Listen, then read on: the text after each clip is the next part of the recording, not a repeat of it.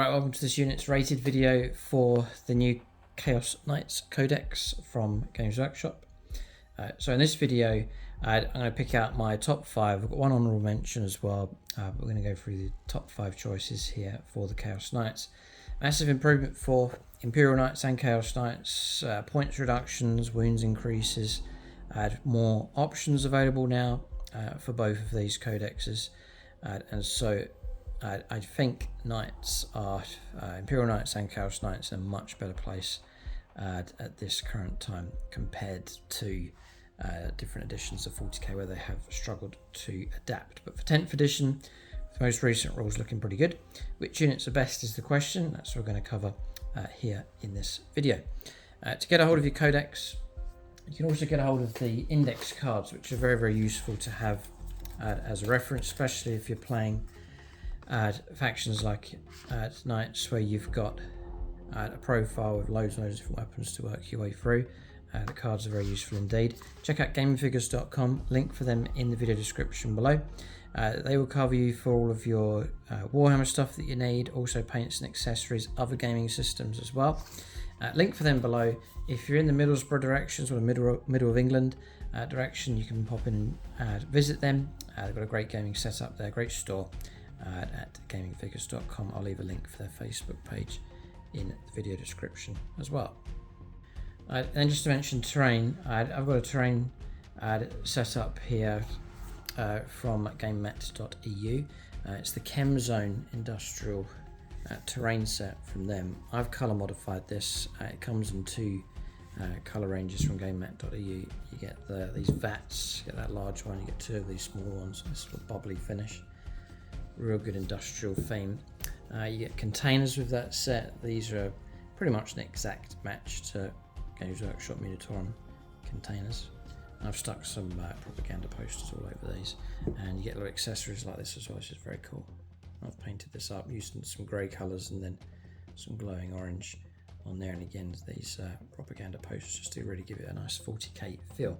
Do check out gamemat.eu for suppliers of battle mats, pre-painted terrain sets from them, as we've seen here. Link for them below. We've also got a discount code for you, 11% off across the store, so that'll apply to all of their mats and terrain with them. So link below, and then don't forget to use the discount code. So honourable mention for the Knights first of all, and what I'm going to be doing is I'm going to zoom in here and we'll use the data cards and bring them up on the screen so you can actually see all the stats for each of these units. So I'm actually just going to use the container here from this terrain set from gamemat.eu. So this is an honourable mention. I've got my top 5. This one I'd almost made it in. So the War Dog Brigand as an option here. So for Imperial Knights or for Chaos Knights, for both really, you've got your standard sort of larger Knights, your 24, 26, 28 wound, and so on. And then you have these sort of half-size support type walkers here. So it's the War Dogs here for the Chaos Knights, and so there's a variety of them to support, but War Dog Brigand here as a good option. All of these are really good choices here, but this one is like a number 6 honourable mention before we get to the top 5.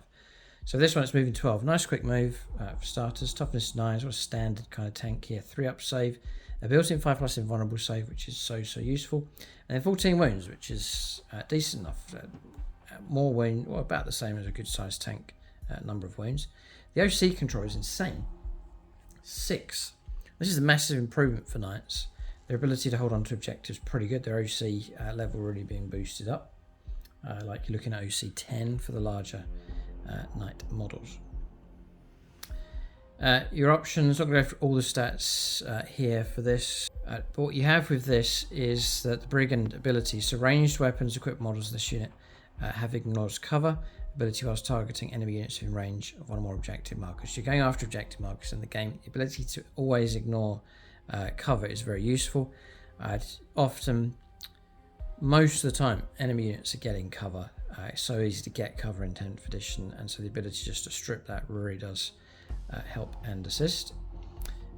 You are equipped with an Avenger Change Cannon, which is okay-ish, but as soon as you strip cover on it, it becomes much better for clearing out infantry. And then the Demon Breath Spear, Diabolus Heavy Stubber, and then Armoured Feet. So really it's for Daka, and you get that with the Avenger Chain Cannon, range 24, 12 attacks, 12 shots, 12 attacks, 3 hits, strength 6, -1, and if you combine it with Ignores Cover, that's pretty effective. Space Marines, for example, in cover, drop into 4-ups with that, and then damage 1.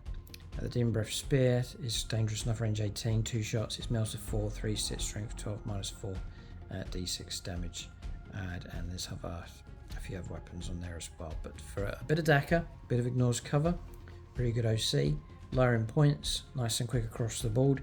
The War Dog Brigand has got an honourable mention. Now we're going to go on to the top 5. I'll go in reverse order, so I'm going to save my top choice until last and explain why for each stage. First up then, we're going to go on to one of the knights, and it is the Despoiler. And as per usual with these videos, you can change the order of these around. Let us know what you think in the comment section below, or say what I shouldn't have put in the top 5 and what I should, what's missing. By all means, let us know in the comment section below. So these are a bit slower, 10 inches move, still okay. Toughness 11, which is great. Think of it, all your strength 9, your strength 10 stuff is all 5s to wound. Even strength 11, which is like really good, but still it'd be 4s to win on that one. 3-up save, 5+ invulnerable save, 26 wounds to try and get through, which is a lot. And if you don't strip all those wounds away and the thing still lives, it's still going to be functioning. It's still very, very dangerous on the battlefield. And an OC of 10, really strong on OC as well. So one of the strengths about the Despoiler is you've got loads of loadouts and options that you can go for. The loadout on this thing is the Demon Breath Melter Gun, Reaper Chainsword, Titanic Feet, and the Warp Strike Claw. And the advantage being is you're taking the configuration for whatever you think you might need. You might need a bit of extra anti-tank, like heavy hitting against heavy infantry, like some damage 3 type options, which there is one here with the Despoiler Battle Cannon. Or you might need anti-hordes, a bit of good ability in close combat, more Daka, and so you really are able to build this up whichever way you want to fill in a gap on the battlefield. So yeah, mentioning the Despoiler Battle Cannon, it's blasts, that's the possibility of extra shots. You got rapid fire d6 +3. Like, so this is like insane. You got range 72, so the range is absolutely fantastic. You got the whole board covered with this weapon. The attack is d6 +3. And it says here rapid fire d6 +3. So if you're getting to within half range, and range 72, your half range is like 36, which is like going to be half the board. If you're pushing up, you've got most of the board covered at range 36. So that could be like 2d6 +6 attacks with blast. It's a crazy amount of shots. Strength 10, so even if you're up against armor, it's fine. But I'm thinking like anti-heavy infantry, strength 10, -1, and straight 3 damage every time that goes through. I think a very, very dangerous weapon. I was going to say at close range, but it doesn't even have to be at close range. It's like range 36, and it's still becomes very dangerous. Well, you got the Gatling Cannon at range 36, 18 shots of that, 3 hit, strength 6, -2, 2 damage. Another really good weapon. And that's it. Not going to go for all of these. And then if you do need close combat with this thing, you've got your Reaper Chainsword, 4 attacks, 3 hit, strength 14, -4, and straight -6 damage. Very, very dangerous. And the great thing about the Chainsword is you can change it up. You can sweep with it instead of striking. That's going to give you 12 attacks at 3 hit, strength 9, -3, 2 damage. So Space Marine Killer type option. Or you've got the Warp Strike Claw, striking with 4 attacks, 3 hit, strength 20, -3, and 8 damage. And again with this weapon, you can, as with the Chainsword, you can sweep with it. So you go for 8 attacks, 3 hit, strength 10, -2, and 3 damage. We're liking the 3 damage options on this. which would be a danger against any heavy infantry, and then also any vehicles as well, good anti-tank stuff going on. So really strong weapons on the Despoiler. Good solid profile. And then the built-in rules, Dread Dominion, Snore ability. Whilst a friendly War Dog model, so now you're thinking of partnering up with War Dogs, is within 9 inches, so generous enough. Improve the War Dogs model's leadership and OC control by 1, so a bit of bonus going on there. And then Seething Hatred. Each time this unit is selected to shoot or fight, you can reroll 1 hit roll, or you can reroll 1 wound roll when resolving those attacks. So a little bit of a bonus going on, a welcome bonus there. And I'm thinking something like that. Reroll a hit roll or a wound roll. You could save it for weapons such as I'm just checking this. Shoot or fight. Especially useful for either of your close combat weapons when you're trying to strike only 4 attacks. It's likely you're going to miss. You can reroll one of those, or you're trying to wound and you're really doing well, and then all of a sudden you roll a couple of ones. The ability just to get a reroll in there. Very, very useful indeed on sort of high impact, high strength weapons. So the Despoiler, good all-rounder, plenty of loadout options. It's in at number 5. Very, very strong choice. All these choices are very, very strong. Next up is the Knight. Number 4 is the Knight Rampager. This thing moves quicker. You got 12-inch move. So it's immediately telling you that this thing is to go on the aggressive. So 12 inches, excellent move with this. Same stat line really, 26 wounds, 3 up save, 5+ invulnerable save. The invuln, by the way, is only against ranged attacks. This one is built for close combat. So what you're getting with this one is you can go for the double close combat loadouts. We've covered the Reaper Chainsword already, and the Warp Strike Claw. They're both really good weapons. But with this as Rampager, you're getting a bit of extra speed, and then we're hoping that you're going to get some decent backup here for close combat. So Bloodlust. Each time this model makes a charge move until the end of the turn, its melee weapons have devastating wounds. All of a sudden, all the melee weapons when you charge have got devastating wounds. And we've seen the type of weapons. Reaper Chainsaw coming at damage 6. Warp Strike Claw at damage 8. If that's devastating wounds, really dangerous. And then Frenzied Rampage on top of that. It's an aura ability. Whilst a friendly War Dog model is within 9 inches of this model, so you could take some aggressive War Dogs to hunt like a pack with this thing. Whilst they're within 9, each time that War Dog model makes a melee attack, you can reroll hit rolls of 1, which is very welcome indeed. Rerolling your ones. It's an aura, so it can affect multiple units. I'm thinking usually like a Knight with 2 War Dogs is a great combo. So a really good option with the Rampager.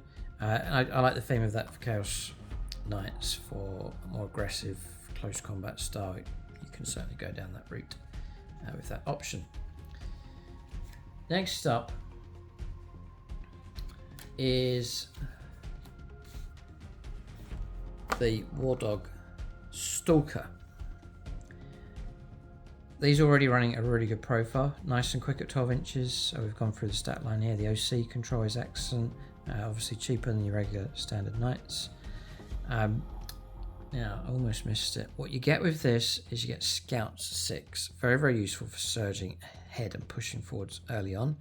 Combine that with your 12-inch move, you've now got 6 and then 12, and you've got some very, very quick movement across the table. Very, very good indeed. Again, not going to go through all of the stats because we've covered these already.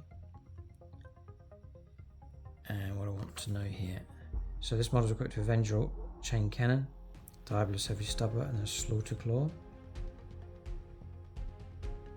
And the Slaughter Claw can be exchanged for Reaper Chain Talon. So you can swap those out. The Slaughter Claw is just 4 attacks, 3 stat, strength 12. It's the highest of all the strength close combat weapons. AP -3 and D6 +2 damage. On a model like that, it's a very dangerous weapon. But the Chain Talon is good because you can split your profiles. You can go for 4 attacks, coming in at 3 stat, strength 10 -3 damage, or you can sweep, just get more attacks if you need to cut through hordes, for example. 8 attacks, 3 stat, strength 8 -2. 1 damage. So reasons for taking this then: Scout's 9 is exceptionally useful, and then Stalker. Each time this model makes an attack, so bear that in mind, any kind of attack, melee or shooting, that targets an enemy unit. If there are no other units from your opponent's side within 6 inches of that target, so it's a little bit isolated. This is the idea as it gets hunted down. It's +1 to the wound roll. +1 to the wound roll is huge, and that's for any kind of attack, shooting or close combat. It really is good. It's going to be a massive help in close combat, and it's going to up the potency of your shooting weapons as well. The autocannon, for example, the Dragon Breath Spear becomes very dangerous, coming at strength 12, and then +1 to the wound roll on top of that. Excellent. So that's the Stalkers in. Good all round. The War Dog is just generally good all round, and it's a great ability here. +1 to wound roll, really strong. Scouts, an excellent ability to have. That's at number 3. So moving along quite well. Next up, number 2. And as I said, correct me if I'm wrong or you've got different opinions, what I should have mentioned, what I shouldn't. Let us know what you think in the comment section below. Next is the Knight Abominant. It's a crazy weapon here with this thing. So you got your 10-inch move, your toughness 11, your 26 wounds. Very difficult to bring this thing down. Yeah, it's this weapon here, the Volkite Combuster. Built-in devastating wounds. 30-inch range, which if you're playing aggressive, you're going to cover most of the board. 12 attacks, which is excellent. 3s to hit. Strength 12. There is no AP minus, but you've got 3 damage, and then you've got built-in devastating wounds. Dangerous enough weapon. If you can keep that firing from one turn to the next, those devastating wounds are going to come through, and then whatever the target is, no matter how tough it is, or kind of invuln saves it has, you're going to start bypassing that if you can get those devastating wounds. And then close combat, you can go for a Bale Mace, which is extra attacks, 3 attacks, 3s to hit, strength 8 -1, 2 damage. And then the Electro Scourge, sustained hits of 1, 9 attacks, 3s, strength 10, -2, and 3 damage. So good all rounder there. Good decent weapon with devastating wounds built in. And then finally close combat as well. And then Vortex Terror's psychic ability. At the start of your shooting phase, select one enemy unit within 24 and visible to this model. They have to take a battle shock test. And then that's something you must keep remembering from one turn to the next. And after that, it's Warp Storm's psychic ability again. At the end of your movement phase, roll 1d6 for each enemy unit within 9 inches of this model. On a 3-up, they take d3 mortal wounds. Great. Just get in amongst the enemy and start kicking out mortal wounds. Nice bonus. But no, again, another one rule that you would need to make sure that you remember. So that's the Abominant. One of the knights has made it up there. It's number 2. Top choice though is, I'm sure many will agree with this, it doesn't always have to be the biggest model that's the best. It's the War Dog Karnivore. It's just, you wouldn't want to face this thing. It's fantastic. So you've got your War Dog move. No, it's quicker. This is a 14-inch move. It's exceptionally quick across the table. I'm just seeing if anything's sacrificed for that. No, you still get your 3-up save, still got your invuln save, still got OC6. So it's exceptionally good stat line to start off with. And then, well, you get then Diabolus Heavy Stabbers, just ignore that. You've got the Reaper Chain Talon. Or you can go for the Slaughter Claw. And yeah, right, I don't know. It's not, you don't pick. You get both. That's what makes it a killer. And on top of that, because you've got Reaper Chain Talon at 12 attacks, 3, strength 8 -2, 1 damage. And then on top of that, you've got Slaughter Claw with 6 attacks, 3, strength 12, -3, d6 +2 damage. Both those weapons get sustained hits 1. So any 6s that you roll are going to pop extra hits. So you're seriously looking at 16, 17, 18 hits coming through from this thing in close combat. And then to really help you get there, the icing on the cake is you get to reroll advance and charge rolls made for this unit. So you've got 14-inch move with a rerollable charge built in, with sustained hits coming through all of your melee weapons. So, really, really good. It's very, very good indeed. So, the Dog Karnivore, swift unit. I think you really can catch targets out. They will hack their way through light infantry, heavy infantry, light vehicles, characters, tanks. They'll have a go at as well. All really good news here for the Karnivore. So it comes highly recommended. I've put it at number 1. I think it's a very impressive unit. So that's my top rated units. The Brigand then is an honorable mention. But I've gone for, at number 5, the Knight Despoiler. Then number 4 is the Knight Rampager. The Dog Stalker, decent choice there at number 3. Then the Knight Abominant, good solid choice for sure. And then finally the Dog Karnivore for the crazy close combat ability that thing has. So that's my top 5 units that I've chosen. To get a hold of your Codex for the Chaos Knights, data cards as well, it's gamingfigures.com, link for them in the video description below.